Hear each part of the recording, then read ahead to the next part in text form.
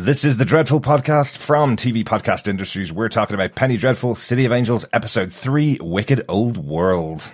We gotta get our piece of that American dream. That isn't for us. That's exactly for us. You take what you want, you make your way up, you use your brains, you use your nerve. No one's gonna give us anything, Rico, so we make them. First we make them look, then we make them scared. We are Pachuco.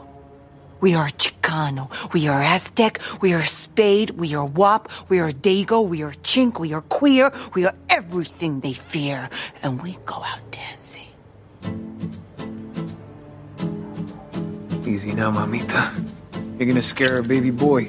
She's right. What does a Chicano have? His skin.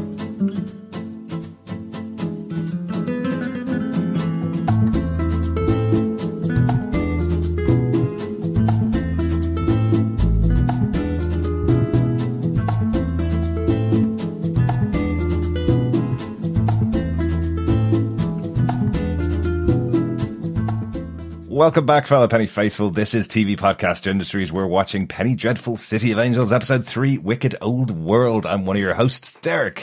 Hello there, fellow Dreadfuls and the Penny Faithful. Welcome back. I am one of your other hosts, John. And rounding out this group of chicas, Chicanos, gringos, and everything else that Rio danced and stated in this episode, I am Chris. Well, we'll just say Irish people, really, aren't we? We're the pastiest of the pales. We are, yes. Really, like, it's almost translucent, if you will. Pretty much. Like, we open the fridge and I have to close it very quickly in case I get a tan. Just in case. It's very important to mind your skin when you're staying indoors, especially and as an Irish person at the moment. But this week, want to say a very happy anniversary to our co-host, Chris. Happy first wedding anniversary, Chris. Happened this weekend. It did. Last year. Did. I did the best I could do in Corona times. Mm-hmm. We did nothing. It was amazing. We actually had the perfect excuse to stay in and just do very little. Excellent. We went back to Peter Sellers, the original Pink Panther of 1963. Good stuff. Because why not? Absolutely. So we're now on to A Shot in the Dark. We also obviously watched Penny Dreadful and topped it off with a bit of old Lego creations and a round of golf on everybody's golf on the PS4. Fantastic. Because you need to do a bit of fun and games. And of course, my beautiful wife, did a very indoors, strange but crazily quite fun scavenger hunt in my own home. Fantastic. Good stuff. So that burned a few hours. Excellent. Yeah, I'm very happy anniversary. That was a fantastic wedding that you both had last year. Both Absolutely. Myself and John really enjoyed it. So hopefully we'll get to actually celebrate in person in sometime in the future. I'm glad you had a good weekend though. And we got to have a nice Zoom call with Kelly and Chris on Friday night, like everybody does when we're in lockdown to have a bit of fun together. All got quite drunk on Zoom, which was always fun, isn't it? Oh, definitely. Except the hangover the next day. That was the painful part. And just quickly, Chris, that means that Kelly really hid those presents well if it took you hours to find them in the scavenger hunt. Over 15 clues with multiple words. Excellent stuff. It was a tough one, I'm not going to lie. Some of them were very... they were head scratchers. Yeah. I was kind of proud. And considering you spent almost 10 weeks in your house, that's really impressive that she's been able to find places that you wouldn't be able to find stuff. That's awesome. Yeah. Well done, Kelly, and congratulations to her on your first anniversary as well. Fellow Penny Faithful, if you haven't subscribed to the podcast yet, make sure you go over to tvpodcastindustries.com, subscribe to us over there for all of our thoughts on Penny Dreadful, City of Angels as we go through each of the episodes. Make sure you email us your thoughts as well. You can email us to feedback@tvpodcastindustries.com. We record these podcasts on Monday, so we'd love to hear from you as we go through each of our episodes throughout this season of Penny Dreadful, City of Angels. Yeah, definitely. Great getting the feedback in from the community. It's really good to get your thoughts on these episodes. Absolutely. Absolutely. Yeah, it's been really fun hearing everybody else's thoughts on this show as it goes in. It's, it's building up. We're 3 episodes into a 10-episode season, so there's been some interesting stuff happen so far, but lots more to come as the season goes on as well. And make sure also, we do need to say this up front, make sure you stay tuned throughout the podcast, because John will be doing his pub quiz as well for all of us towards the end of this episode. So yes, the dreadful pub quiz. Yes, exactly. Hopefully, dreadful by name, dreadful by nature. Exactly. Hopefully, a pretty good pub quiz, and hopefully, we'll get some goodies for Petty Dreadful to send out to whoever gives us the most correct answers in that pub quiz. Yes, a pint of blood, maybe, or a skull, or something like that. Something weird and wonderful, suit, if you will. A zoot suit, maybe. They're very expensive, Chris. They're very expensive. They're not a zoot suit. we could get one of the tattoos, like the tattoo that was put onto Mateo's hand. Or maybe a transfer would be maybe better. A transfer of that. Yes, exactly. We wrap it up in a packet of cereal, like we used to get. Did we used to get tattoos and cereal? I remember chewing gum. Got transfers. Really? Excellent. Yeah. Excellent. Well, let's get into this episode of Petty Dreadful. City of Angels, episode 3, Wicked Old World, was directed by Sergio Mimica-Gezzan, a director of many TV shows over the years, including Fallen Skies and Battlestar Galactica. But before that, he was a first assistant director for Steven Spielberg on loads of his films, including Saving Private Ryan, Schindler's List, and Minority Report. Cool experience to come from movies like that and do many TV shows that we've loved as well. Yeah, absolutely. That must have been why the Nazi scene seemed so good with Herr Goss and Gestapo Kurt. Yes, absolutely. Yeah, that's actually very true. Yeah, good catch there, John. Episode was written, of course, by John Logan. Once again, the showrunner for the show. I'm not going to have to mention that very often, am I? I know there's some other episodes written by other people, but I'm not going to have to mention that he's the showrunner. Everybody knows that by now, right? We hope. We hope so. John, do you want to tell us the summary for this episode of Penny Dreadful, City of Angels? Sure. Tiago and Molly visit Santa Monica Pier in an effort to escape their complicated lives. Livid at the murder of his friends, Detective Louis Michner interrogates Brian Koenig, a young Caltech student. Meanwhile, Councillor Townsend and Alex's political agenda is jeopardized when Councilwoman Beverly Beck vows to fight them all the way. Elsewhere, Dr. Peter Kraft discovers a dark truth when he visits Elsa at home. Mateo visits the Crimson Cat dance hall and is invited into a seductive, dangerous new world. That new world is so seductive that I want to be involved in it. I totally want to go down to the Crimson Cat and go for a dance. That looked amazing. It looks cool, doesn't it, actually? Yeah, definitely. You can imagine, that is the sort of big club of that era. Or it's even, it's kind of what rave was to the 80s.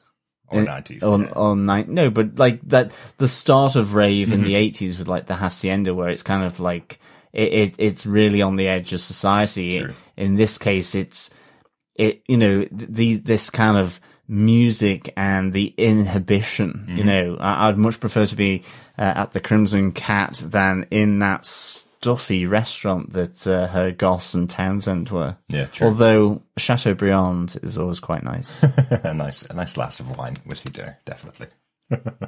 Will we get into our big moments for this episode, guys? Ready to go? John, do you want to kick us off first with your big moment from the episode you want to talk about? Yeah, I suppose it is Michner at the morgue. Nathan Lane here really just blew my mind. I've always liked his comedy stuff, like in Modern Family, like in Birdcage, and I know that he's done more serious stuff on Broadway, but alas, I haven't been able to see that quite so much. And here, I think that success that he's had on Broadway, bringing it to the TV screen, I just thought he was so good in capturing that emotion of grieving for both Anton and Sam, who were shot by Gestapo Kurt in the previous episode, and following up on his friends, that a great kind of world weariness about him, both in terms of just trying to persuade the doctor in the morgue to just like hold back on his report, as he kind of goes off track to investigate his friends disappearance and murder effectively, off the books, you know, in that sense, not really as part of the LAPD.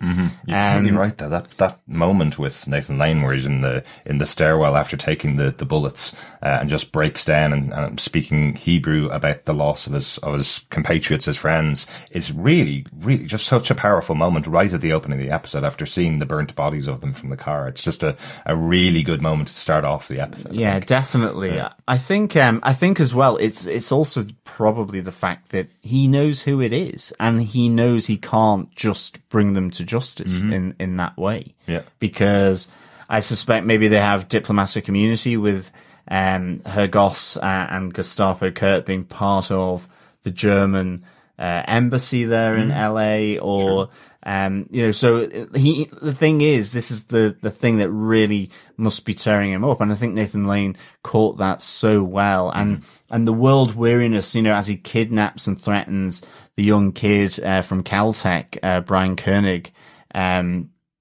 just, you know, he basically threatening him that he's going to chuck him down into the deep ravine where the coyotes will get to him. And Brian Koenig is, well, that would be the best thing that's happened to me this week. And it kind of is reflected back by Michner here.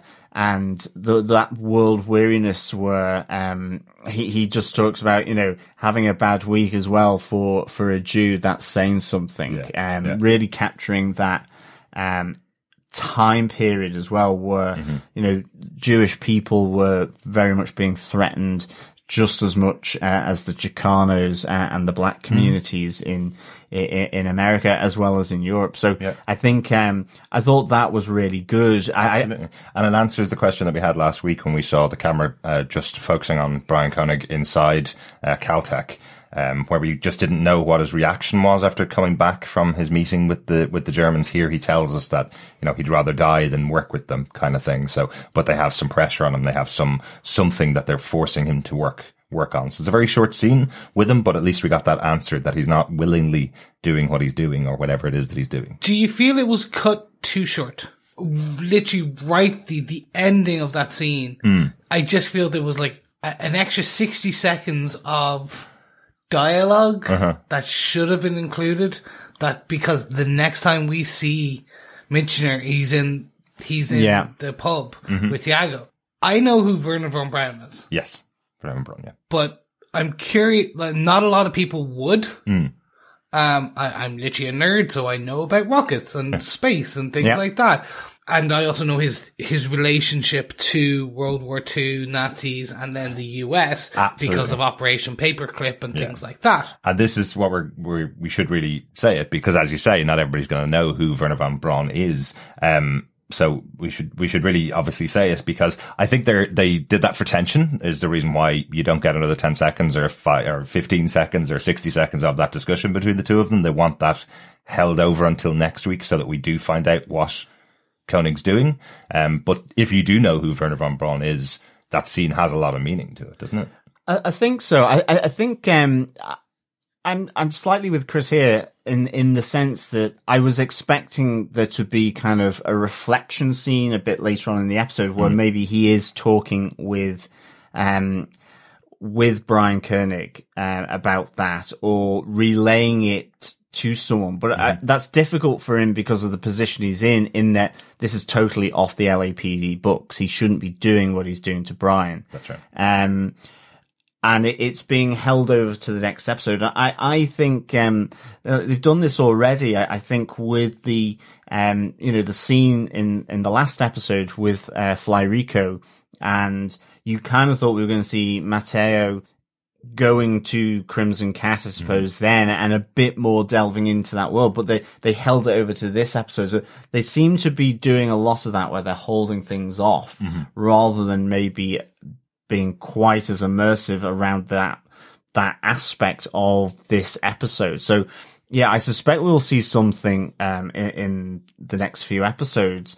I mean, to the point, I suspect Brian hasn't been killed by Michner because he leaves him with, "Will educate me." Yeah. And he does seem to kind of maybe pull back from his his interrogation and his violence. Because, I mean, oh my goodness, did I feel like his teeth got smashed with the boot? It really, I felt that the sound there was of some kind of crunch. It was almost as bad as the American History X with the curb stomp.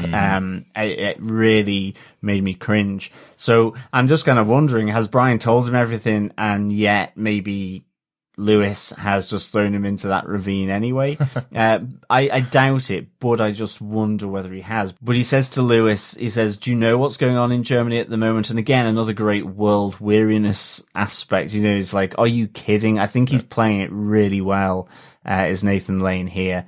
And Brian talks about the work of Dr. Werner von Braun. And as you say, Chris, the rocket technology for the V1, V2 rockets, sort of developed by him, and using Jewish labor, forced Jewish labor in effectively a concentration camp that made these rockets. I like your phrase from Nazi to NASA, because effectively, he helped develop NASA's rocket technology, and what was it? Set up the rocket schools, or he was effectively forgiven for his part in the war and brought to America so that they could complete their space race, which was massively important to them. I think he was brought over in about 1957. It was about 15 years after the war that he was brought over to the US. That was when he was officially. He exactly. came across as part of Operation Paperclip, where the U.S. Army and their intelligence services took a number of rocket scientists and scientists secretly through Europe to the U.S. Under fake aliases and things like that.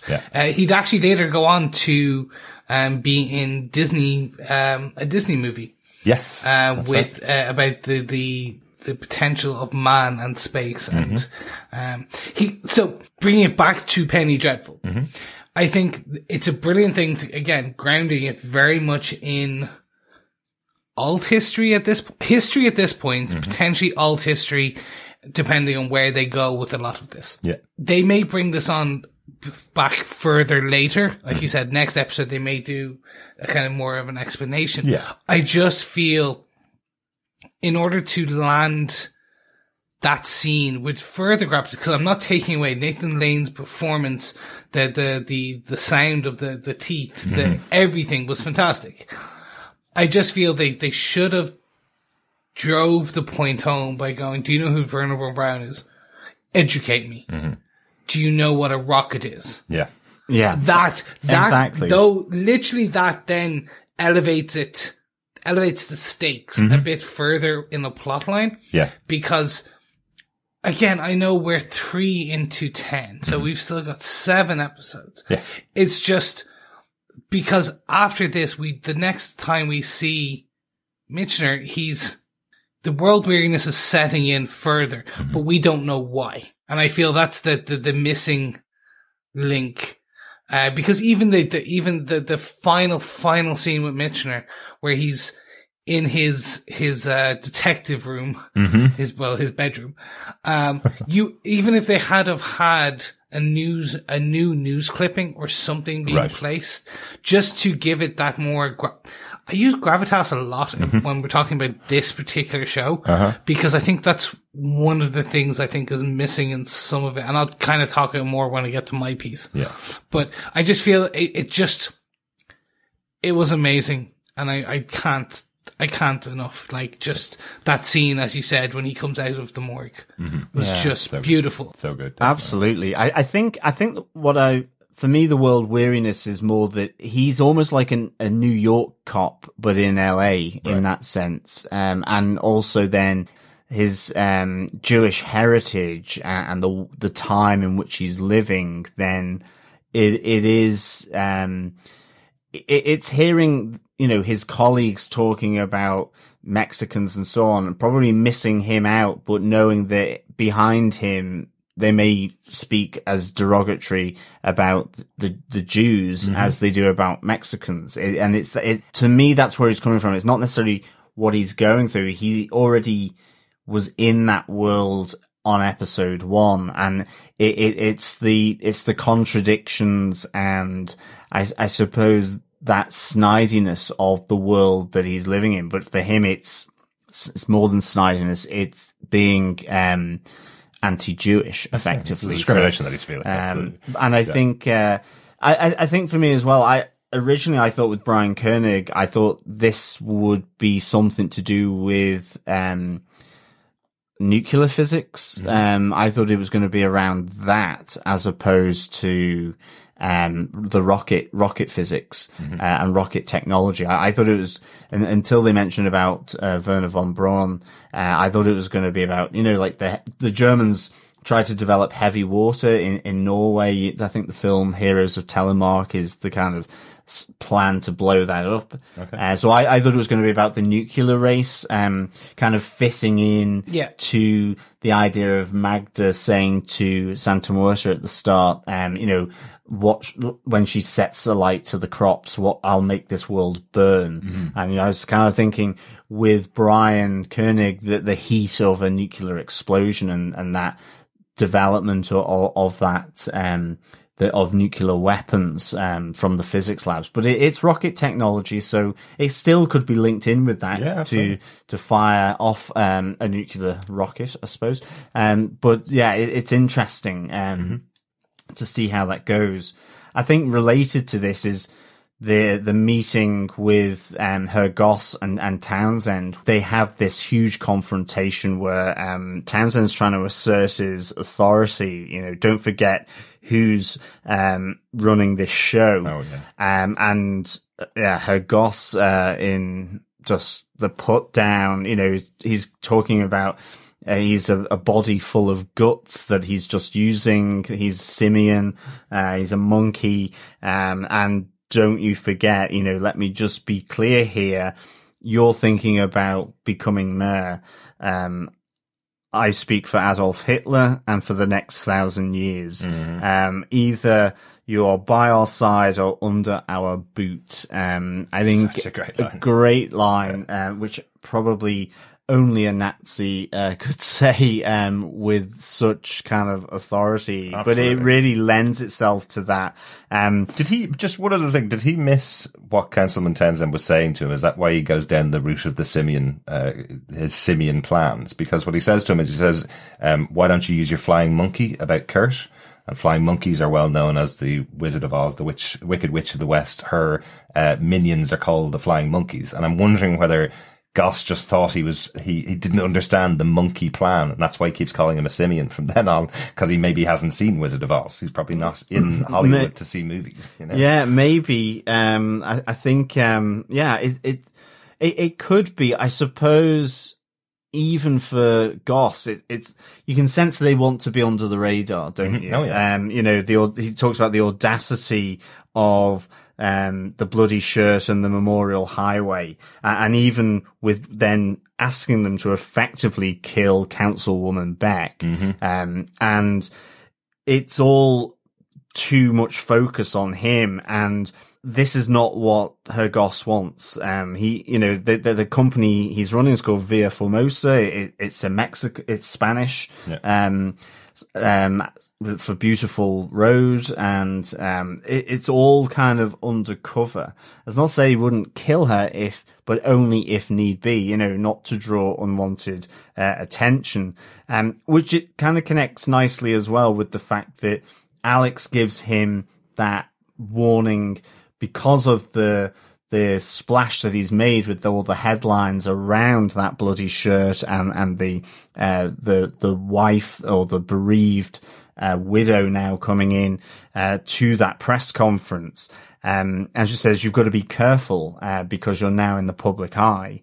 You've got to really mind yourself. And of course, we don't realize what that fully means. It's not just simply in terms of these meetings probably with Goss and Kurt, but it is also the fact that we do see Townsend heading for a bit of cottaging in somewhere in the parks of LA. Yeah. And you know, John had to tell me what that term meant earlier on today. I had no memory of the term. I never heard it mentioned that way. Well, originally it was I kind of said dogging, but that is public displays of affection. It's almost like being an extrovert, and whereas at the time it was illegal for so cottaging is more gay sex in public toilets or around public toilets. Yeah. So cottaging is George Michael in the mid-90s, and exactly, and dogging is George Michael after Let's Go Outside.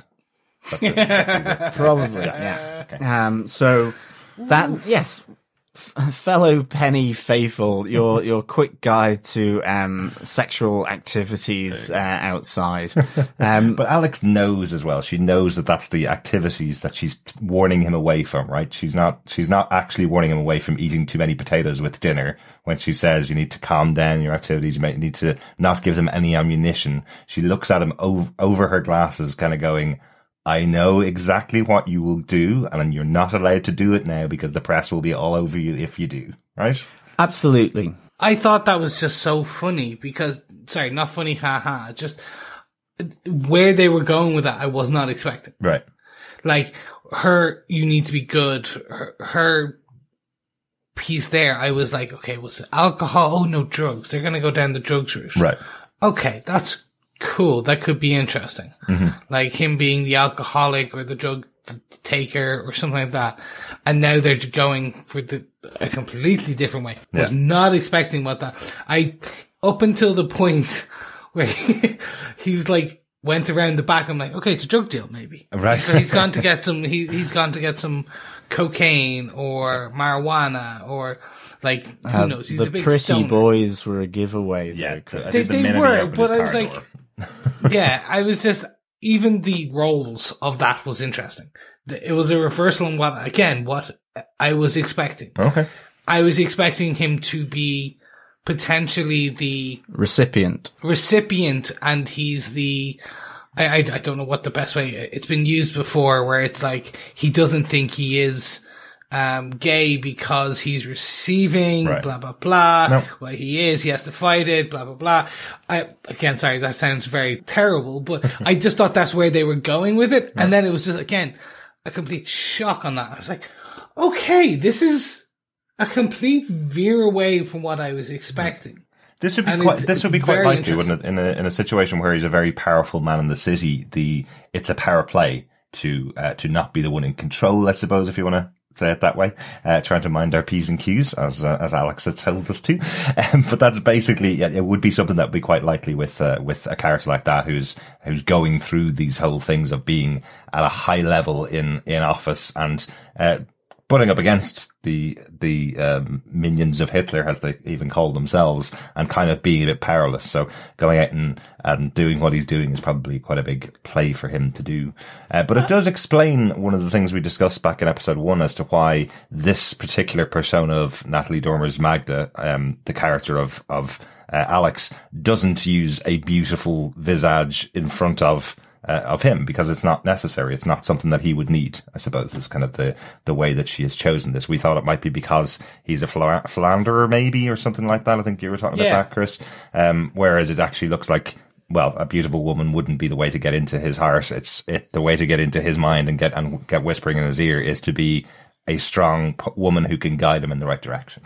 Yeah. Yeah.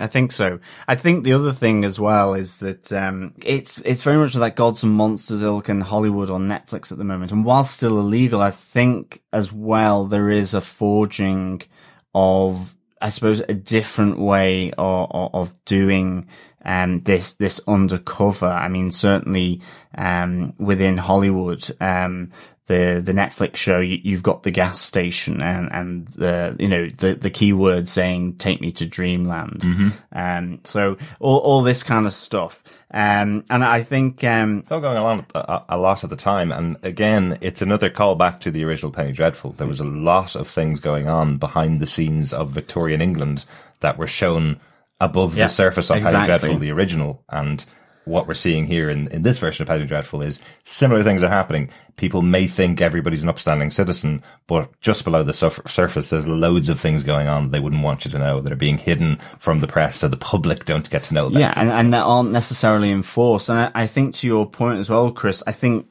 Townsend is weak, and so I'm not sure I think him kneeling for his I suppose his gay romance at the public toilets.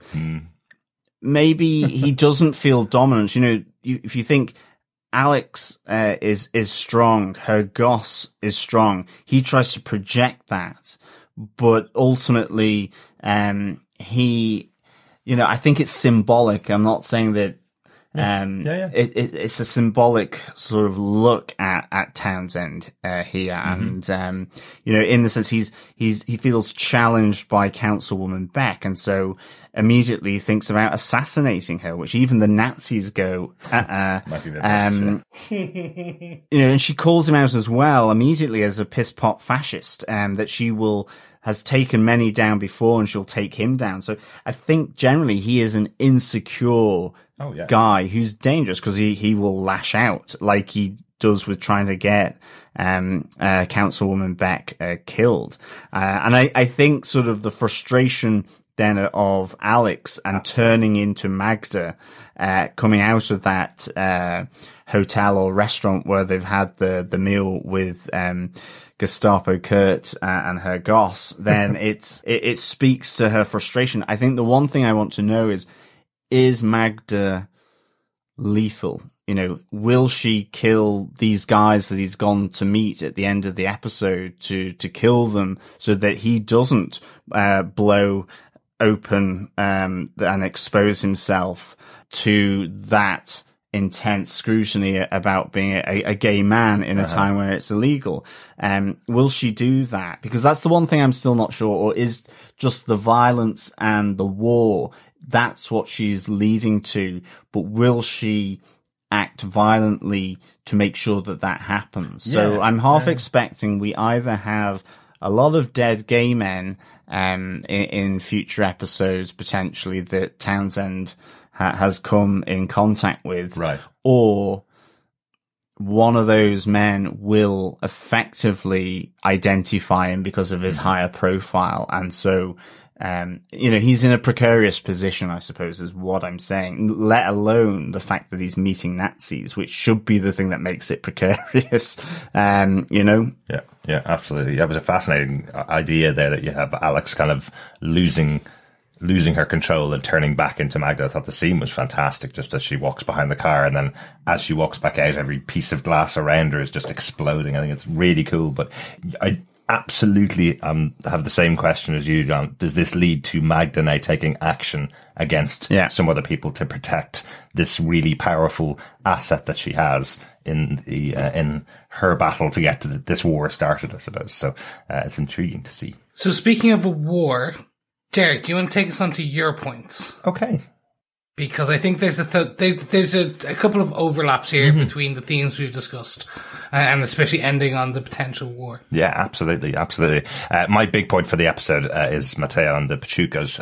I think these scenes in this episode are fantastic. I've really wanted to see this happen, because we saw Fly Rico last episode, and he did come across really cool. And the episode opens here with Mateo telling his older brother about how cool this guy, the Pachuco, was. You know, he arrives in with this, what does he say, 2-foot long switchblade, and the cops went running the minute he opened it up. You know, you can tell this admiration coming from Mateo, and how excited he is that he's eventually going to get down to the Pachuco club and see them all. And I have to say, this is so well put together. The set design, the dancing that's going on. It's just, it is a new world. It's something that I've not seen before. I've not been in a club like that. That's a good example that you've given, John, of rave clubs. Your first time going to one in the 80s or 90s, you know, that moment when you walk in the door and see this brand new world opened up to you, which is exactly what Mateo's experienced. And I think how the two of them connect across the dance floor, it's a massively, wonderfully choreographed scene as well. I'm not sure it's as well choreographed in real life, of course, but it really does show off what this whole movement is. It's all about this, as you say, uninhibited dancing of everybody in the room. And as everybody kind of parts and reveals, Fly Rico coming in and just owning that stage in front of everybody and then bringing Mateo into their world, literally. You see their eyes meet across the room.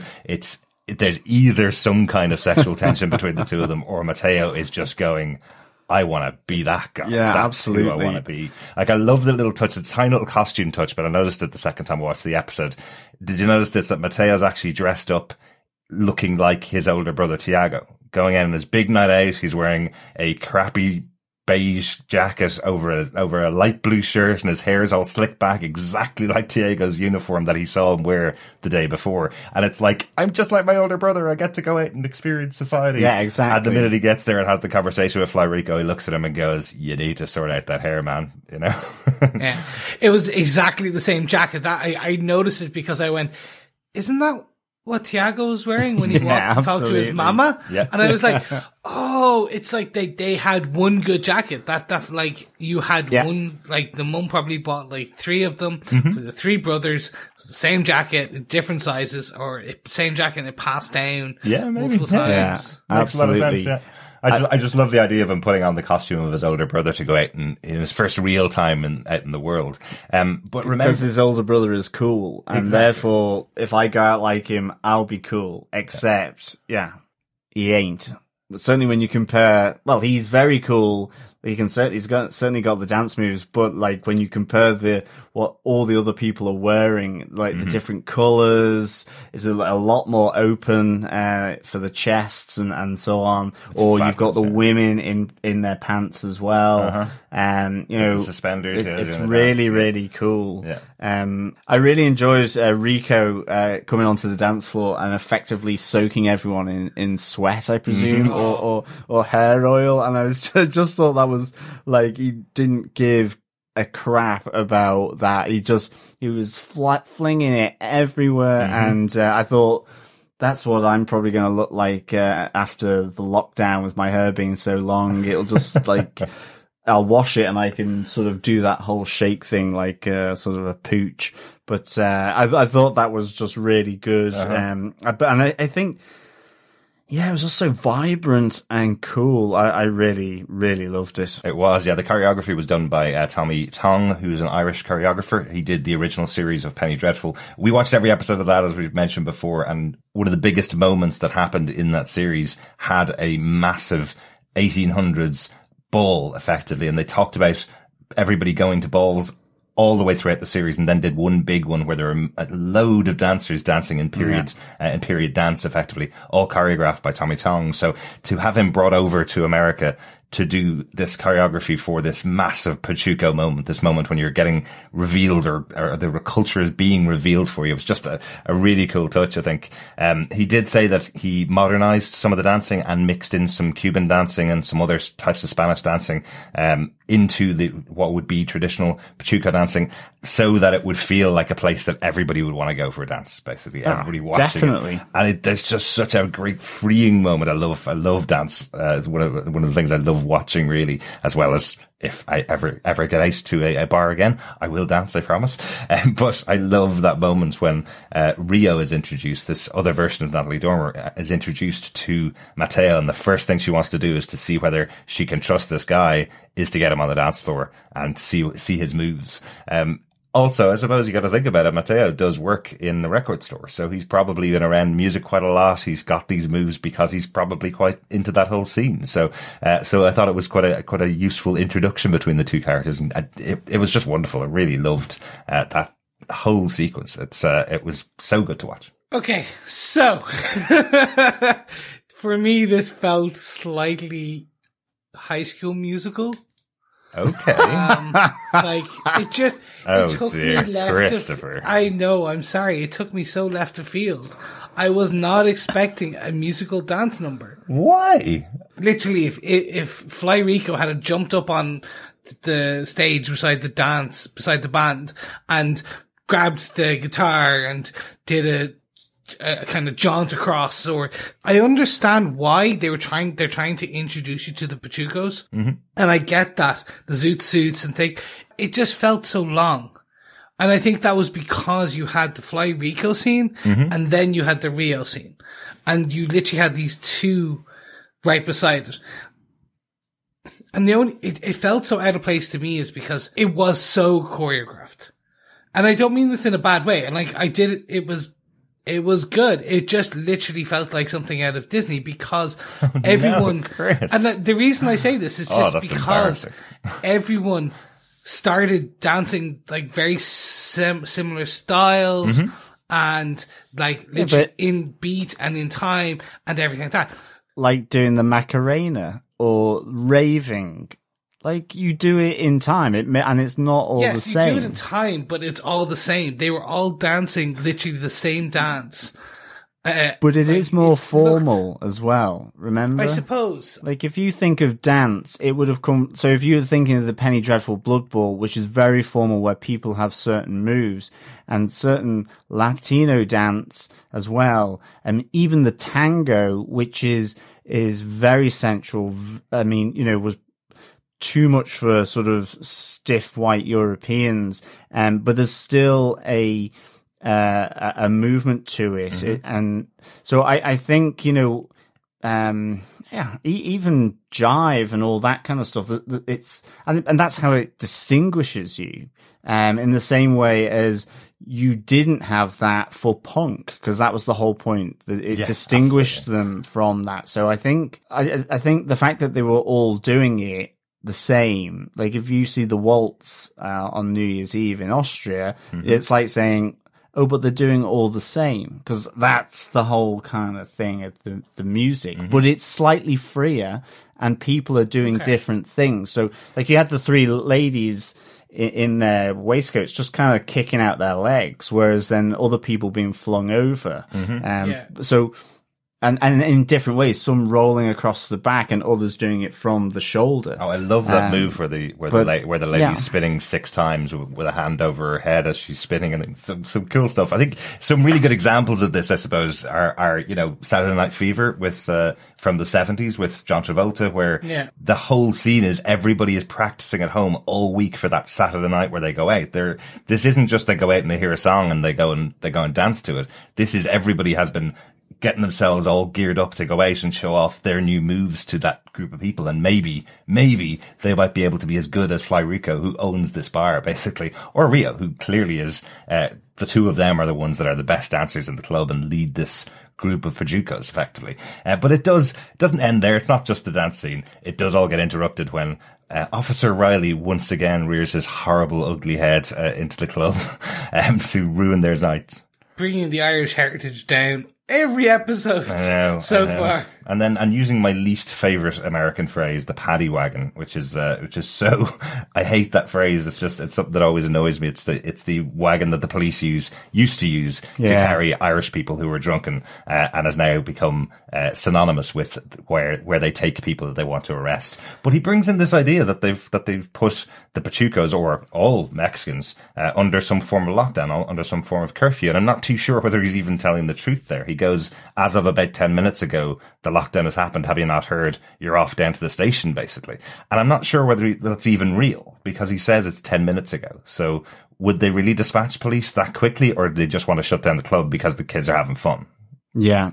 I'd say that this is going to be a plot point of the next one, because it's backlash for the end of episode 1. So any Latino is not allowed out after curfew, and the curfew set as X a time. And I'd say that's probably what we're going to see, that this additional, it's going to be the Pachucos and Mateo versus this curfew, this lockdown against them, against the Mexicanis, the Chicas, the Latinas, the Latinos, everything Rio says, because she goes through a laundry list of who they are. Everybody who wants America to be straight, white, Christian, effectively. That's the WASPs, effectively. Exactly. But did you notice in the ensuing fight, I suppose, between the two sides here, it is Rio that throws the first punch. So I thought a nice little touch, because we've seen Magda whisper in everybody's ears. We've seen both Alex and Elsa just manipulate people by talking to them. And here we have Rio actually throwing the first punch that starts the riot in the room. I thought that was that's a different character, isn't it? Yeah, definitely. And then laughs her way out the door as she brings Mateo and Fly Rico with her outside.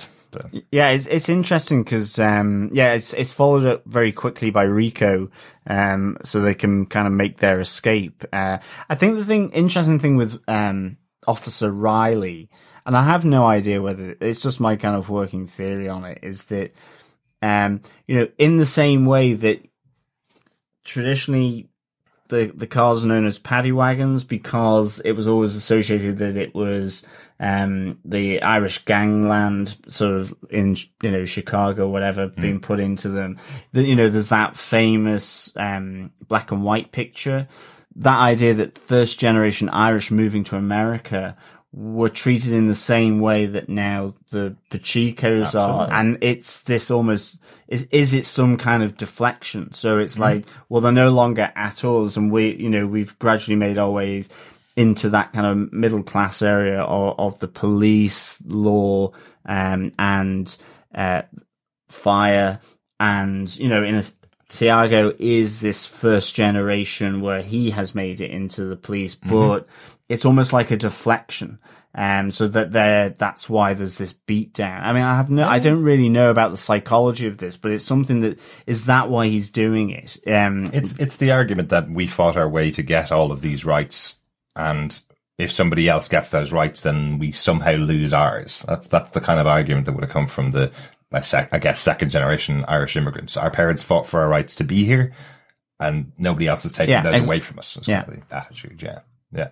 But that does lead to, we played the clip at the start of Rio's kind of pushing towards this idea of the Pachucos standing up for their rights and getting the American dream, moving together as a group to fight the system and take back Mexico. As she points out, 90 years before, this particular location was part of Mexico.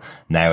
Now it's part of LA and part of the United States of America, effectively. So this is her idea, that she's working with the Pachucos, working with Fly Rico to try and incite them to take up arms against the establishment, effectively. Yeah. So that's the other side of this. And now she's got one of the Vegas involved. So this is the first one of the Vegas, other than that quick moment was in the era of Raul that kicked off the battle around the bridge and got a couple of police officers killed and a number of Mexicans killed. This is another member of the Vega family that she's possibly got the ability to talk to and convinced to work on her side. Yeah, I mean, I think, Mateo and her have got, the same ideas. I mean, it's Rico here that's almost trying to dissuade her. How can you do what you're saying we should do? And it's interesting going back to the starters with Mateo and Raul, just because, Mateo talks about slitting his own brother's throat, at one point.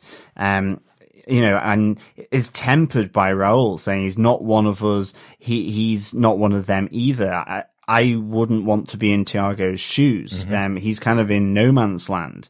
And Mateo is absolutely aligned here.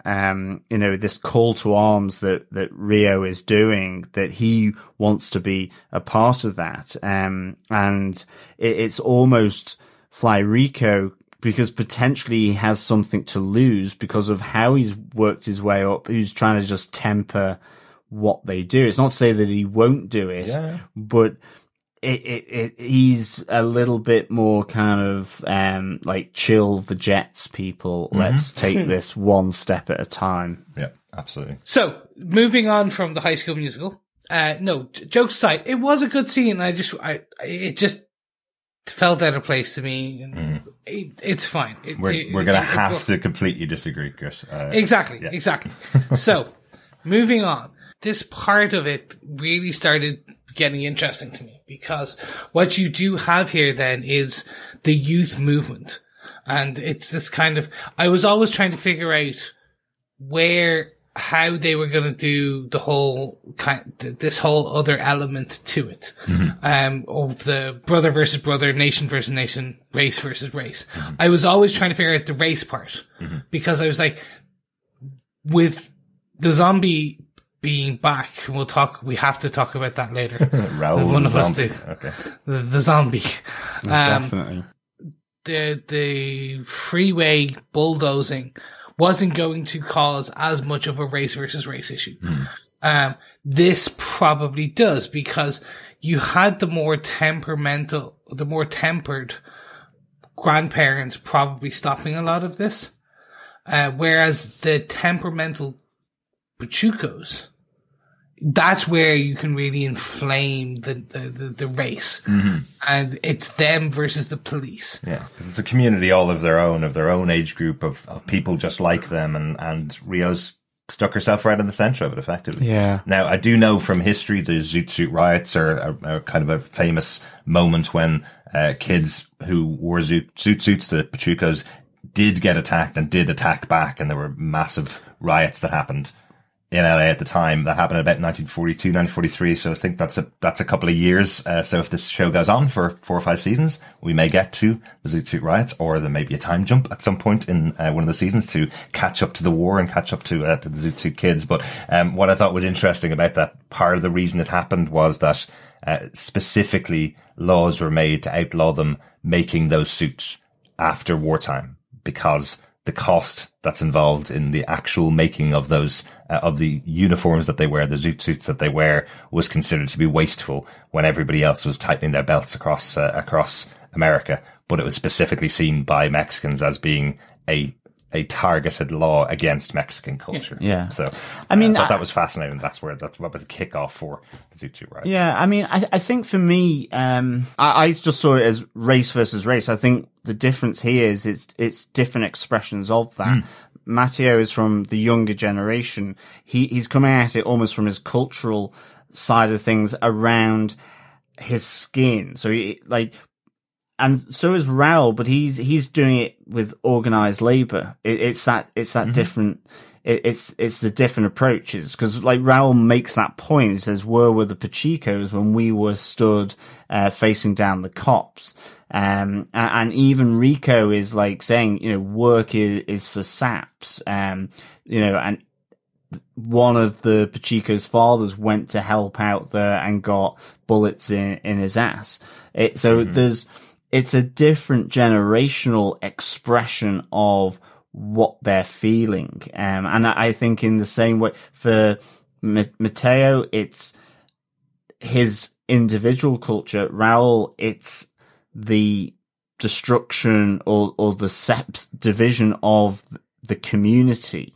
And that's the expression. It's the expression of the racism towards the Mexicans and how they're taking it up. And for Raul, he's that guy at the cannery. He organizes the workers. He's coming at it from that. Yeah. It's the community, it's the jobs and so on. Mateo is young. He's got a completely different perspective on life. He's third generation, and he wants the modern thing. Yeah. That conversation between him and Raul on the bed, you see that Raul, that's just not for him. It would be like my gran going to the rave back in the early 90s or, when I was. It's the same way that, in 80s Britain, people striked. Now they write a TripAdvisor review or something like that. The idea of what you need to do to bring about change. And I think both of them are fairly hands-on active. Yeah. But it's a different reason for it. Right. I think in some respects, or a younger twist. It's generational. Yeah. But I love this thing with Rio, bringing Mateo, into this. And absolutely. I think the tension actually will be with Tiago more. Like, I think we're all there thinking that Raul would have the big tension with Tiago. It could be Mateo, ultimately. Because Raul actually tried to say, well, don't slit your brother's throat. Yeah, that's your brother. You respect him. Respect him, but also, go out with love and fondness. Yeah. let me ask you guys this: as an ending to that Pachucos scenario, how did you feel? Like, I'm happy with the introduction of Rio. I think it's going to be interesting where it leads. Yeah. I think when I talked about this alt timeline, potentially they may bring the Zoot Suit riots up early. Maybe. They may, or they'll do their version of an early one or a smaller one. Yeah. Like mini breakouts, mini riots, like a riot, if you will. Yeah, perhaps. And one other question that I had about it from that as well is, I know Magda is all of these women. Yeah. But does that mean she knew Mateo before he arrived there in some way because she'd already seen him at the riots when she was in her Magda persona? Has she earmarked him as being possibly a better incendiary device, I suppose, than Fly Rico is or was when she was using him? You know, it's a couple of those weird questions that we just don't know because we don't see inside the head of Magda inside all of these other characters. You know, we don't have a moment where she comes back to her, wherever she goes back to her plane of existence and goes, okay, well, today I did this as Alex and I did this as Rio and I did this as somebody else and this is as another one of the characters. You know, we don't get that kind of wrap up at the end of the day. So there's just a moment where she's talking to both of the guys, to Fly Rico and Mateo, where she seems to be pushing the agenda a bit more with Mateo than with Fly Rico, as if she's kind of found her new device almost. Yeah. So I'm intrigued to see how that might play out in the future as well. But I love the whole scene. I think this whole section was definitely my big moment for the episode. Chris, one more big moment to talk about. Do you want to take us on to your big moment? Sure, let's talk about Zombie Bro. No, I'm only joking. I'm gonna speak for 10 minutes just about the Zombie Brother. No. I want to talk about A Day Out at the Pier. Okay, I can't do my Popeye. Sailor Man. That was terrible. My God. Anywho, A Day Out at the Pier. This was really fun. This was good because it kind of did move the Tiago and Molly storylines further on. Okay. For me. So, we were questioning, okay, is Molly good? Is it an act? Things like that. I'm going to jump around the over. I'm not going to talk about it in the actual succession of the story, but we do learn that she actually probably is good. Whereas it seems to be creepy ass mother.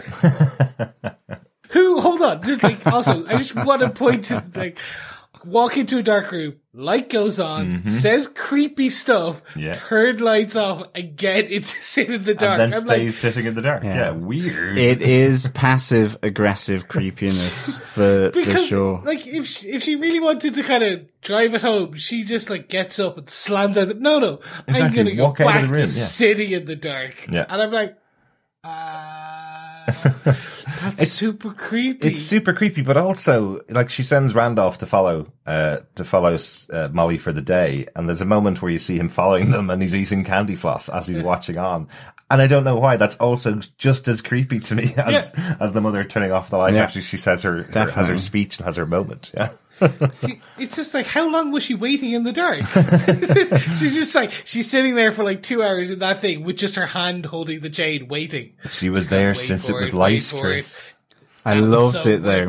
I did. It was a creepy mother. Yeah. It's like that. It was like it was very Kathy Bates from Misery. It was that kind of just creepy. But anyway, we do learn that the mother is somewhat crazy. Like, we know she's bad. Like, we assumed that from her interactions with Michner and with Tiago. But this kind of equals the point. It's like mother equals bad, Molly equals good?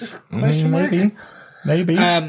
Because she potentially was having an affair with the husband of the dead family. And I think that was the interesting bit to see at the end, where we do get Tiago and Molly spending this day together, growing that relationship to try and escape their lives, and just spend a moment and seeing this blossoming potential relationship that's, okay, again, it's blossoming over the course of like 2 days that we've seen or like an hour in story.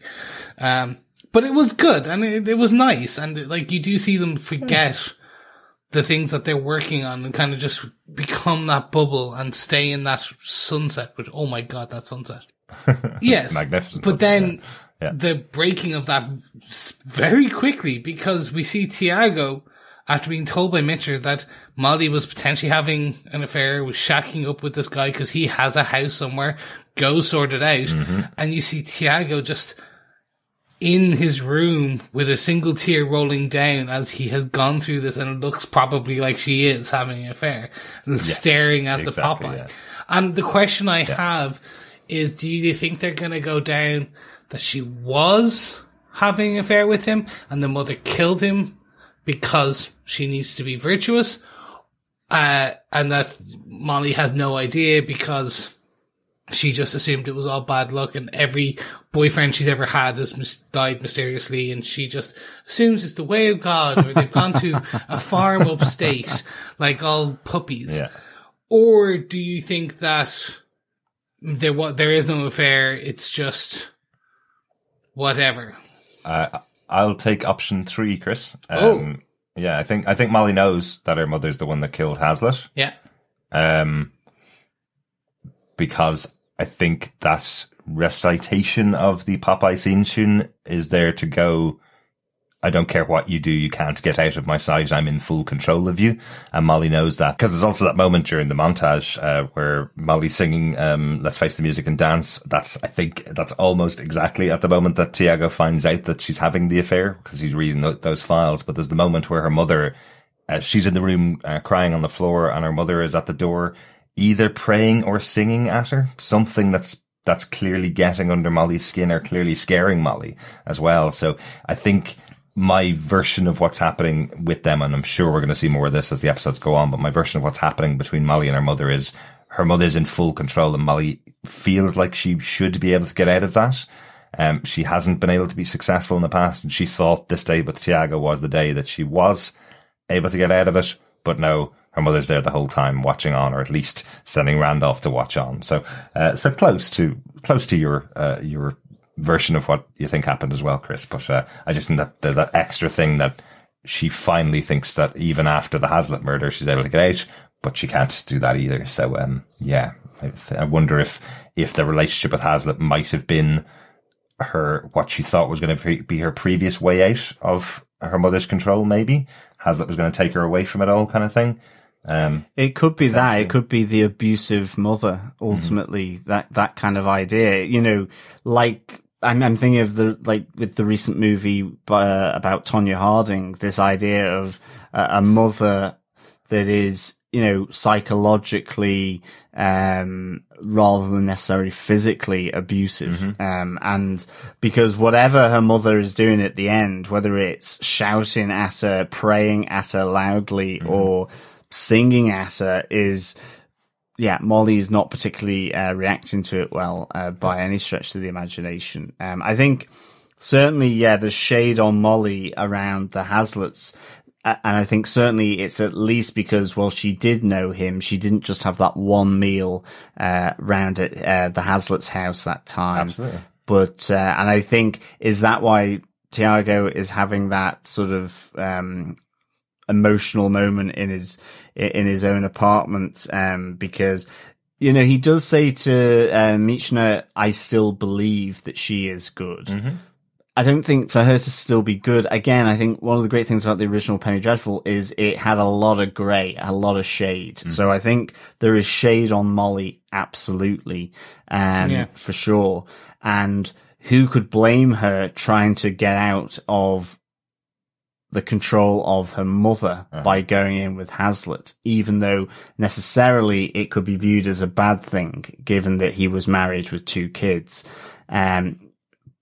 But then, you know, how is Tiago taking this up? So I hope he still believes, because it was the whole thing on the Santa Monica Pier it just felt really nice. I think you knew it wasn't going to last. Although I found it weird that Tiago did say, you're the second best thing that has happened to me. I would have slapped him if What's had number been one? Molly. What's number what do you one? mean? And I think the first time we watched this through, we hadn't really caught the importance of something that he talks about in one of his childhood memories of being brought down to the pier by his dad and his mum, and sort of And the whole family was there. Yeah. And they'd saved up enough money to only be able to get down there and not go any of the rides, but that was the best day of his life.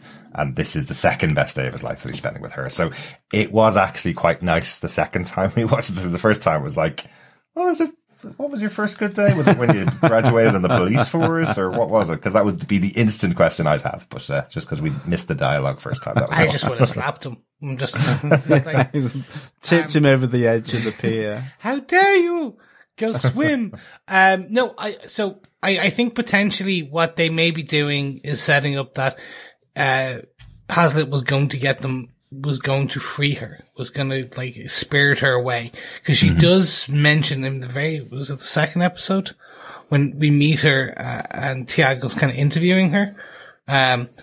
Hazlitt was a good man. He was a very, very good man.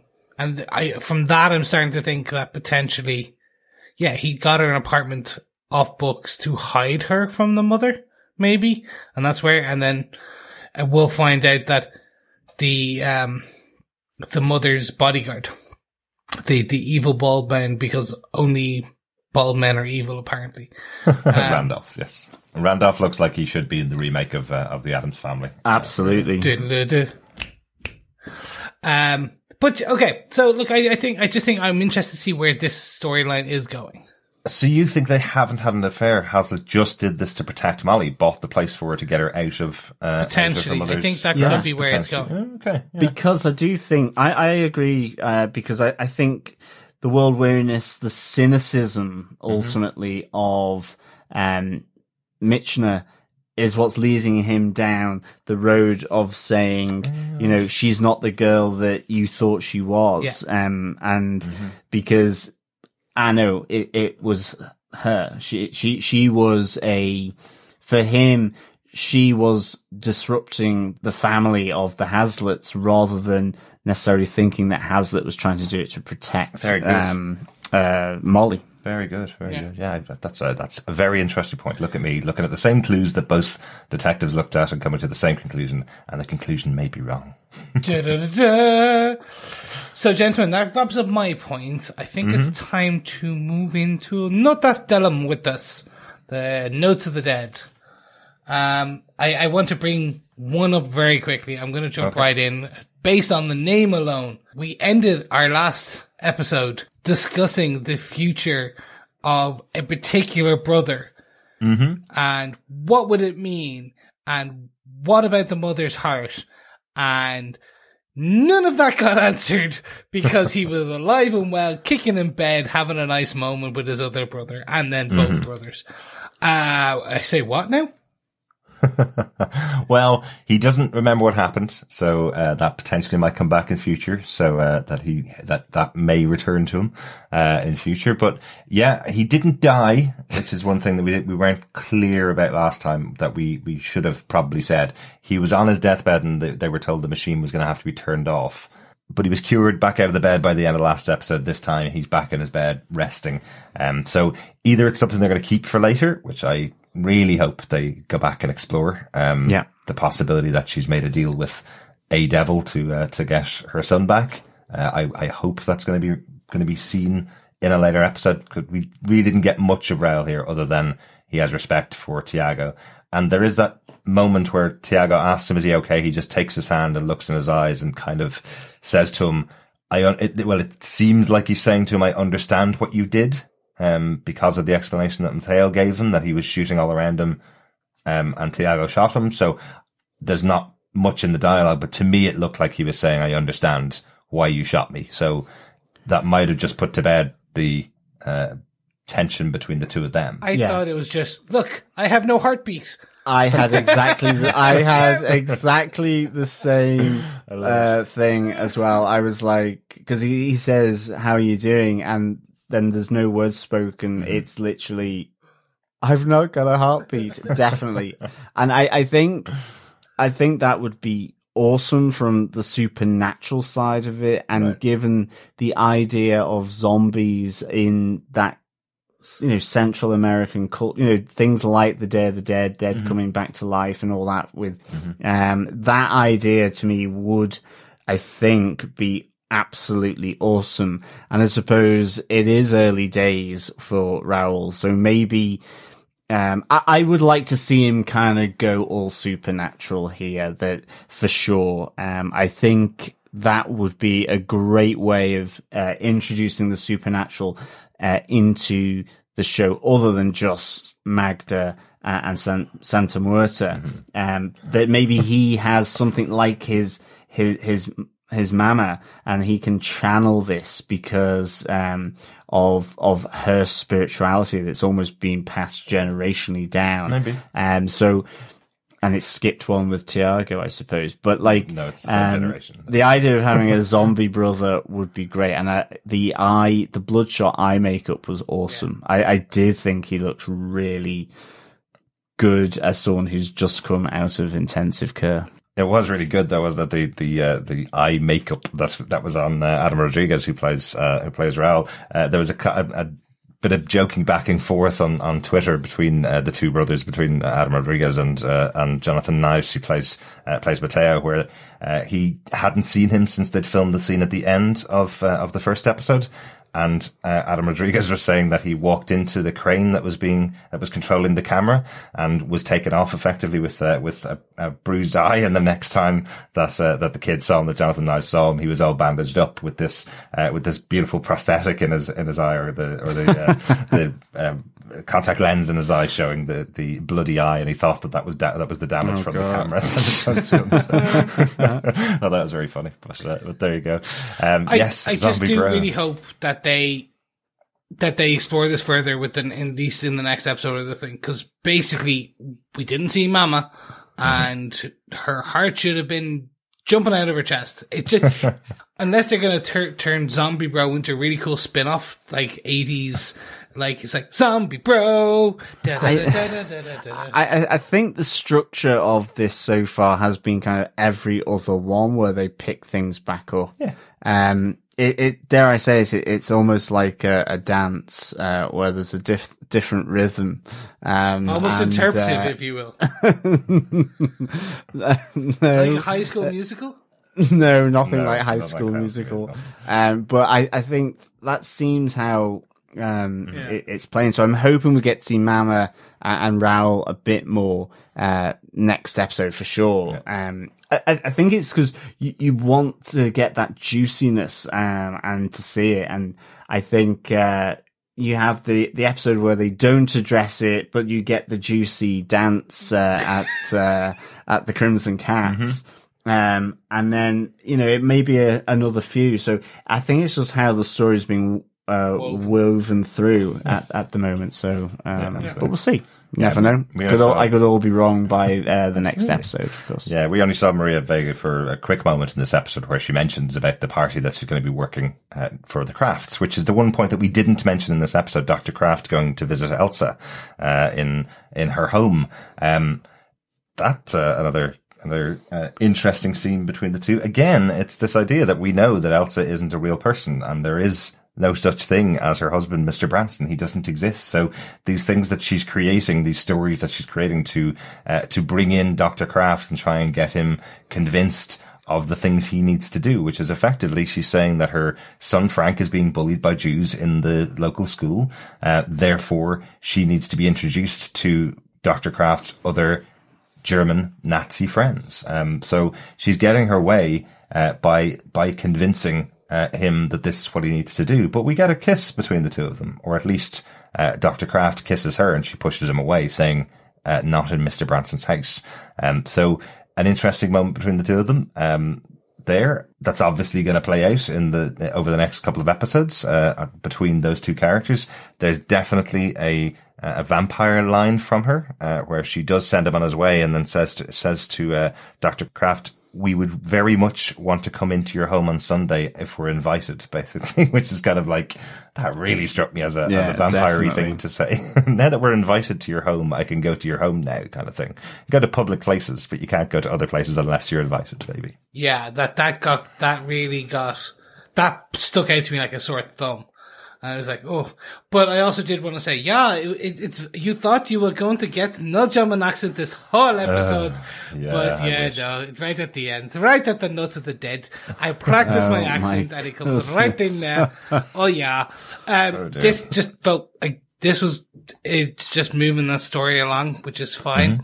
I didn't fully understand the connection on this one. She wants to be introduced to the other Nazi friends. But I'm like, she knows the Nazis because of the Councilman. Or are we gonna get a scene where it's Mrs. Kraft plus Alex plus her son, and like they're like, it's gonna be three elements of them all talking together because it's just gonna be a room full of other Germans and Nazis. And I'm like, I want to know what the end game on this Dr. Kraft storyline, or where that's going, because that's the disconnect I can't see at the moment. So I don't think Dr. Kraft has any connection at all to Goss and Kurt. I think Dr. Kraft is a fascist who believes in Nazism, but I don't think he has any connection to the Third Reich. I don't think he's that connected. I think he believes it's a political party that's making a political statement from the home country into America. You know what I mean? I don't think he's directly connected to those Germans. I think he's connected to other people who felt disenfranchised as immigrants coming to America, and they've set up this group. Because remember, his speech in the park was quite polite. It was a fun speech about how we should all protect ourselves and put America first. It wasn't about joining up with the Germans and going to war against the Europeans. It was about sticking to ourselves and living by good morals and not getting involved in fights outside of America. It's another form of I suppose race relations and also racism, in that as an immigrant they want, they have come together to live, and that's what he's doing, and he is also being prompted by the Nazis because that's what they also did. They played on people's fears, and so we're saying he's part of this American-German bunt, so it's a different kind of form. I don't think he's at the level where he's connecting in with Herr Goss and the Gestapo, but that's not to say that they wouldn't be actively promoting it. You know, we hear from Goss talking about they'll fund through these charities to Councilman Townsend. He's just another face of it. Yeah. And in a sense, he is a bought up member of the Nazi party if he's waving his swastika around. It's just maybe he's taking different elements of there, or maybe he's a full-in, bought-in member. But I would think if he knew Alex, then, and through the Councilman, he would realize that Eliza was someone different. So Alex, I don't think really would be involved in the German part of it at all. Yeah. But I think that if somehow she was involved and she knew Dr. Kraft, then Elsa would be like, he would have pointed that out. Yeah. Okay. That you look like a friend. Yeah. Or I would hope so. Yeah.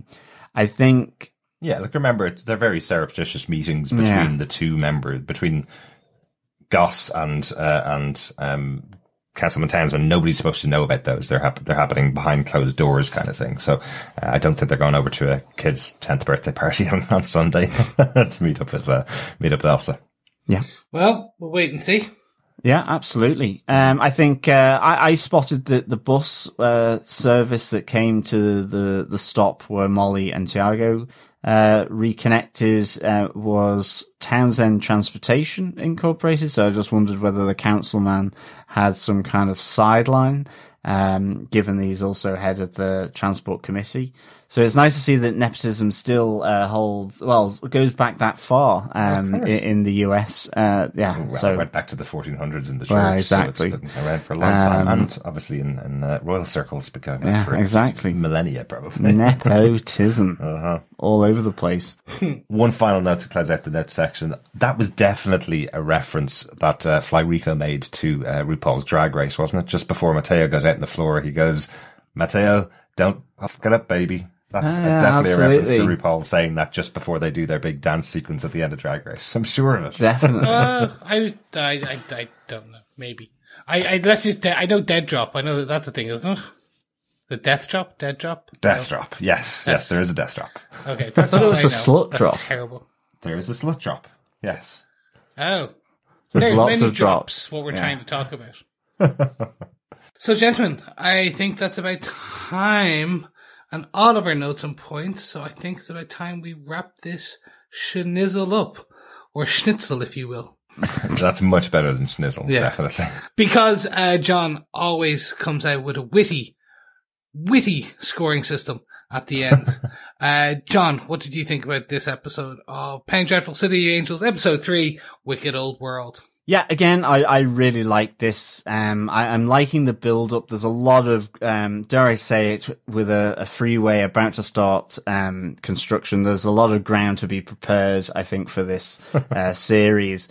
So I am liking this. I'm really glad that Mateo has, seeing his, maybe his birth into, experiencing, a journey in life, and who he is to become, a lot of self-learning by going to, the bar for a bit of a shindig. I kind of, it felt familiar to, going off and doing a rave for the first time. Not that I then went off and decided to bring down society or anything, far from it, but nonetheless, I really liked it. I give this 4 Crimson Cats out of 5. For sure. I thought it was good. I loved Nathan Lane. I absolutely loved his slinking around. I think he's doing a great job in that role. I think Tiago and Molly, it was great to have them, sort of brought together and presumably torn apart maybe by this revelation, at least as his partner Lewis Michner has put it to him. Hopefully we get to find that the truth is more about Hazlitt trying to protect her, like you were saying as well, Chris. I thought her goss, I loved his confrontation with Townsend. And Townsend, he's beautifully despicable in many respects, like him on that jiggler machine, sort of the belt, sort of trying to melt away his fat, and his confrontation with Councilwoman Beck. I mean, he's kind of awful, and then you kind of get the realization that he's also hiding a lot. Again, he's quite a complex character. He's, he projects strength, but is being controlled a lot by the Nazis with her goss, by Alex in terms of her advice, and in a sense by society by saying that he can't have sex with men. So it's really, he's kind of, I'm like, Townsend, you've kind of, I don't want to say I want to root for him, but I'm just like, you could be so much better. He's just an a-hole who's in a position of power again, that's all. Yeah, exactly. He's really bad. And then I think, with the Crimson Cat, I also quite liked High School Musical, to be honest. So I was definitely a buy-in for the Crimson Cat, and I was great to see. Please don't leave us with the comparison that we think that amazing 104-person dance sequence that happened in this episode is anything like High School Musical, a Disney TV show for kids or movie for kids. It's nothing like that. It was an amazing dance sequence. It was not connected at all. I'm totally to a with Disney you. Dance sequence. I'm totally with you. But at the same time, I loved Rio, a great kind of character, and I like that you sort of drew out slightly different from Alex and Elsa, who are maybe a little more subtle, and I like she's certainly a fighter, and maybe she has to be. It's kind of the company she's in. She's in the spirited Pachucos, so she has to convey that. So I think Natalie Dormer is doing a wonderful role here as well, along with pretty much all the cast. I thought Mateo was great in this, and Tiago. It's good to see him coming a bit to the fore. I think sometimes maybe we've not covered him as well as possibly we have, sort of could have done in some of the episodes, but I really enjoyed his stuff. He's our driver character. Yeah, exactly. Like he's the one that bridges a lot of stories, but he doesn't have a huge amount of screen time. Exactly. Where it's just about him. It's like Ethan Chandler in season 1, in a sense, of Penny Dreadful. So yeah, absolutely defend this. It is 4 Crimson Cats out of 5. Rawr. Meow. Derek. Or rare. Derek, what did you think of this episode? I'm coming to the conclusion with Penny Dreadful City of Angels, you have to watch the episodes twice, or at least I do. Because I watched the first time and I thought the scenes between Tiago and Molly dragged until it came to the point at the end of the episode where the whole setup of him winning the Popeye toy for Molly brought about one of the creepiest moments in the episode towards the end, one of the creepiest moments in the season so far. So definitely the second time watching this episode through was much better than the first. And I actually watched it the third time today, just before recording as well. So, I'm really enjoying these episodes. There's so much that I really loved about this one. I think this may be my favorite so far. Because I enjoyed the introduction to the Pachucos, which were so well built up by Fly Rico in episode 2, seeing them on screen and seeing this whole underground society going on that is bringing in Mateo, who seems to be from quite a poor background, now seeing this colourful, amazing, multiculturally diverse segment of society that are kind of hidden behind a curtain in this bar in the Crimson Cat. I think it's just really cool and really vibrant, and I'm really excited for that side of the story to kick off, and loads of other cool stuff. You know, as I say, Rio was fantastic. This new character from Natalie Dormer, loved her in this, and really liked the other characters that she's playing. And they all felt so distinct. I really keep having to pull myself back and go, they're all Magda. She's just in every scene with all of these other characters because they're all so different. All 3 of these versions of the character are so different. So lots of exciting stuff, I think, in this episode, and I'm really intrigued about the storyline for the season so far. Chris, what did you think of this episode of Penny Dreadful City of Angels? Hold on, let me just do it through interpretive dance and you may understand what I wanted to say. No. Jokes aside, I actually did enjoy this, but not, for me, it's a hard 3.5, and it could easily go to a 4 or 4.5 on a lot of parts, but it just misses that final push over the end. So, for the Werner von Braun, if they just had have explained the significance a tiny bit more, let me talk to you about, like, rockets, blah, blah, blah, or the dance number. 1 was fine. Rather than have 2 of them, just had 1 where Rio comes in midway through, and it rather than 2, it's 1.5. It's either extended too long or not extended enough. Right. It's just missing that final, like, it's a solid B. I want you to be an A or an A plus, and you just, every now and again you're making little things, and I'm not angry. I'm just disappointed. It's just those little things. I'm like, come on. Really, for me, it was just a small little bit.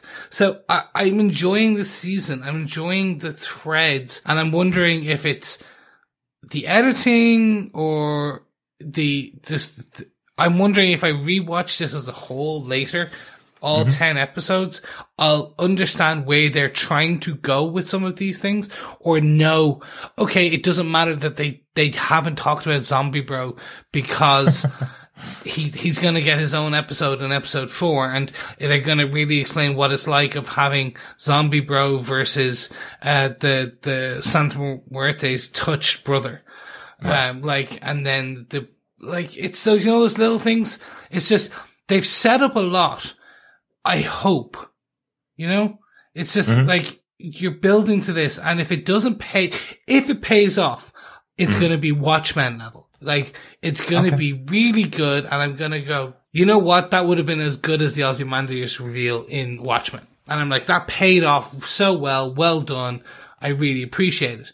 I'm 3 episodes in. I want to see where they go with 4. I get the feeling that some of it may not, or some of it may just end up being dropped lines and dropped scenes, and I don't think that's right. Okay, but I'll give you a little bit of help. John Logan, after doing the first 3 seasons of the show, this is his new show. He's pretty all over it in terms of what he's setting up, at least in those shows, as to where it could end towards the end of the series. So this isn't new to him. He's not new to TV. So I would say a lot of the real questions that you may have will be answered by the end of the season. I don't think he'll drop anything, as he didn't really in the past. Some things, of course, as we've said before, were set up in episode 1 of season 1 of Penny Dreadful and didn't get revealed until the final episode of season 3 of Penny Dreadful. But they were all in the plan. So I wouldn't say things aren't going to pay off, but I would definitely say Penny Dreadful Series 1, Series 2 and Series 3 were better when you watched them the whole way through the second time after you knew everything that was going on, because we're still introducing people and still introducing characters. So hopefully that'll be the same. So let's wait and see. But that was our thoughts of this episode of Penny Dreadful City of Angels. I think it's about time we move into some feedback in our section that we like to call Penny for Your Thoughts. Nice. Just want to start this section just saying thank you to Azazel1970 from over in Australia, who left us a 5-star review on Apple Podcasts saying, great review, keep working on the accents. I presume that should have ended with Chris. Yeah! Sehr gut. Yeah, sehr gut. Thank you so much, No, keep working on the accents, not using them, Chris. Okay. No, thanks very much, Azazel, and thanks to everybody else who reviews us over on Apple Podcasts. Really nice to see some reviews of our overall episodes as well. We also got another email in from Jim Picanesco in Pasadena, California. Chris, you want to take this one? Jim had this to say this week's Nuggets. Here's a little info from episode 2. They actually were on location in Pasadena. The establishing shot of where Sister Molly performed is the Pasadena Civic Auditorium. The exterior scenes on the steps are there, and I think even the interior shots were filmed there. The auditorium is most famous for, of course, this is from Wikipedia, but thank you for sending this across, Jim. We appreciate it. Michael Jackson's first performed the moonwalk in public on March 25th, 1983, in front of a live audience at, you guessed it, the Pasadena Civic Auditorium for the taping of a television special, Motown 25, Yesterday, Today, and Forever. Fantastic. Excellent stuff. Jim went on to say, I was a junior in high school. It was a really big deal. Later in life, I attended a distinguished speaker series there, and one of the speakers was, drumroll please, the Iron Lady herself, and I'm not talking about Natalie Dormer, Margaret Thatcher. Yes. Yes, he also says he might be reaching for a connection, but don't worry, Jim. We got you. Thank you so much for writing in. We appreciate this. Like I said, these little tidbits are great. And bringing it back to old Maggie T always brings a smile to John's face. Yes, exactly. it She's does. no longer with us, is that what it Through is? grimace teeth, through clenched teeth, should I say, and a grimace. No, thanks so much, Jim. That's really interesting about the moonwalk with Michael Jackson, because it is a beautiful Hello, Derek, story. Chris, and John. Hopefully all three of you are on this. And even this Thatcher. week. I really loved, this is sure Steve, she's and I really really loved this interesting episode to of listen Penny also, Dreadful. There was this a lot week of had really a cool stuff. brilliant I watched it voicemail once, from so I'm Steve going to Ryan. try to Take it away, watch it Steve. again before I actually send this to you guys. But I wanted to get a couple of initial thoughts out before I watch it for a second time. Even though I knew it was probably going to happen, I loved seeing the switch from, is it Alex to Magda there on the street as she's walking away from the councilman. I was like, oh, we're going to see her change. She's going to change. And then she did. And then the windows are exploding. It was really, really cool. Even though it was just a cool transition there. And then meeting the Rio character was wow. Just in that whole dance sequence, was just impressive to me. And Natalie Dormer is just really killing it in this season, in this series. So she's just amazing. She was already great before, but now she's been raised up to another notch. Seeing the fact that the councilman has some homosexual proclivities, is that the right proclivities? Yeah. Is not necessarily surprising, but definitely shows what she was talking about when she told the Germans, I'm going to have to deal with some stuff. It's really, really great. I can't wait to watch it again. I may try to add to this before I send it, again, like I said, but, I still think Molly is a pure good character. I don't think she's evil, even though we're kind of getting hints at that now. Okay. I'll add to this later. One last quick thing before I send this off. Nathan Lane, I thought, was really, really great in this episode. I don't know if I've seen him do like a dramatic type role or that type of a role before, and like a tough guy, kind of scene that he had. So, all right. Talk to you later. Thanks so much, Steve. Yeah, I think John mentioned earlier on, I know Nathan Lane's done a lot of stage stuff where he's done some serious roles, but I don't think I'd ever seen anything of it until I saw him doing interviews for this show, basically, where a couple of those things were shown on screen. So it's really good getting that take, I suppose, at this stage in his life. He's been around for a very long time on screen, so it's great that he's been able to channel it into this role. It's been really, really good. Yeah, thanks so much, Steve. Yeah, I'm with you. I think Nathan Lane is just really good, and I like his and Tiago's dynamic. It's really kind of great. I think Natalie Dormer, yeah, she is absolutely hitting this out of the park for sure. I'm really enjoying seeing her as Alex, as Elsa, and now as Rio, as well as being Magda. I really want to see Magda maybe have to sort of put herself out there and take out a few people. And dare I say it, I actually think it might be Dr. Kraft's son, Tom, the one with the specs. I think that isn't going to work out well when he invites her and her son into the party. Oh, because of the suspicion on the beach. Yeah, for the birthday party. And dare I say it, the guys that Councilman Townsend was servicing, then certainly I think, yes, they could come to a really sticky end and just blow everything wide open. Yeah, they could. Sorry, and also just while we're at some kind of slightly off topic, and Steve, thank you so much for your voicemail. As always, it's fantastic to hear from you each week. But anyone else just hear Duran throughout the whole of this episode? No? Her name is Rio and she dances in the sand. No? Despite those lyrics that you've just spoken, Chris, I still haven't heard that song. Oh. Yes. There is literally a song by Duran called Rio, and it has been playing in my head throughout this song. Those lyrics that you have literally just butchered. Yes. Yes. I can do it in German. Her name is Rio, and she dances in the sand. No, I have heard those lyrics, just not in that order or at that pitch. Okay, right. Okay, that makes more sense. Thank you so much, Steve. I'm going to end my butchering of Duran and the German accent by saying thank you so much. Yes. Absolutely. I also want to give a big shout out to Panels to Pixels podcast. I was listening to it this week. The guys are covering The Witcher at the moment, which I know we covered in 2 very long episodes at the start of the year. The guys are going week to week on The Witcher at the moment. So I was listening back on one of their episodes, and they gave us a huge shout out on there. Guys, you've got to listen to it. It's really nice of them to do that. So go check out Panels to Pixels podcast with Mark Kirkman and Steve Brown if you want to hear some more about The Witcher and some of the other wonderful shows that they've covered as well. Yeah, big thanks, Mark and Steve. That's really, really nice of you. And also to Steve for the feedback, and Jim and Azazel. Just thank you so much for the feedback. It's really good to get the penny for your thoughts on all things Penny Dreadful. It's really good to hear, and I'm really enjoying the nuggets of information from Pasadena. I think that's really good stuff. Because I had no idea it would be the Pasadena Civic Auditorium, and just thanks, Jim. Yeah.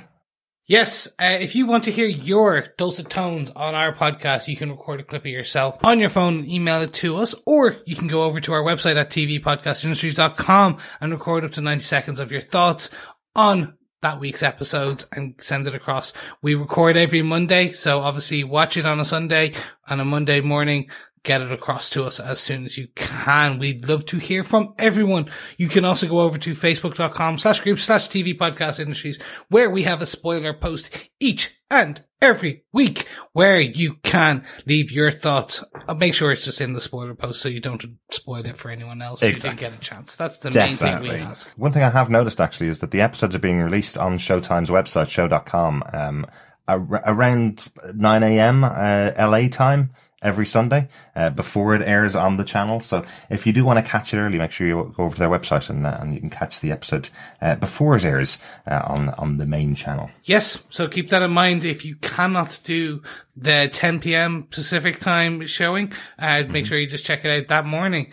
Thank you so much for joining us. We hope you stay subscribed to our podcast, and if you enjoy what you hear, why not share it with your friends, because sharing the podcast is sharing the love. But you can also head over to patreon.com/TV Podcast Industry and throw us an old penny, $1, anything you got, because it helps keeps the servers running, the mics on. There's no lights on. If you're watching, there's no video that you can't. It's an audio podcast, but if you can see, I don't have the lights on, not because I don't have electricity, but just because it's still daytime outside. But anyway, from one rambling to another, let's move it on to a pub quiz. Of course, a dreadful pub quiz, but no, not the one you're thinking of. The one and only Penny Dreadful pub quiz. John. Thank you, Chris. Yes, this is actually the opposite of a rambling because it is a question.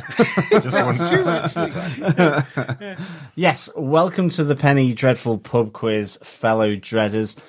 Grab a gimlet, which is 2 parts gin, 1 part lime cordial, and head to the Crimson Cat for this week's pub quiz, where you will be in with a chance to receive some Penny Dreadful City of Angels goodies, and maybe even some original Penny Dreadful goodies as well.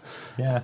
So we'll see what we can find for sure. Please send in your answers to all the questions that we do for this series of City of Angels to feedback@tvpodcastindustries.com. And as I say, there will be hopefully some form of Penny Dreadful goodies.